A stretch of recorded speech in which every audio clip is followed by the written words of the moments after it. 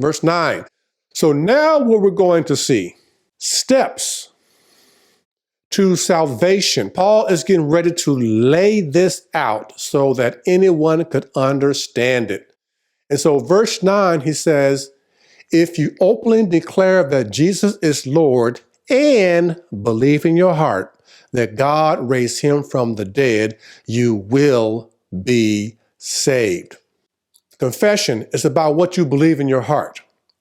You know, whenever I was involved in evangelism, I would normally ask someone, are you saved? Have you left to Christ? They said yes, or they weren't sure. I'd ask them a series of questions. I said, do you believe in your heart that Jesus Christ died for you? Do you believe in your heart that God raised him from the dead? And sometimes they could answer it. Maybe they could answer one yes and one they weren't sure or no, because it's very difficult to honestly and sincerely confess something you don't believe.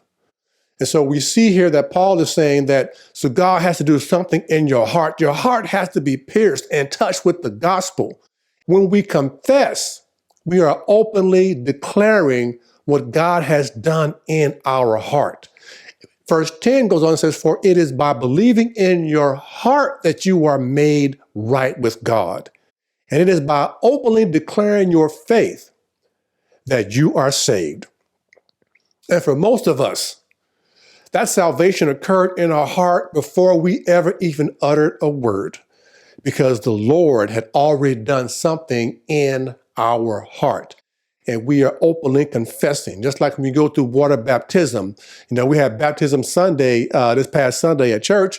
It's an outer expression of what you believe in your heart. And so Paul is giving us the very details.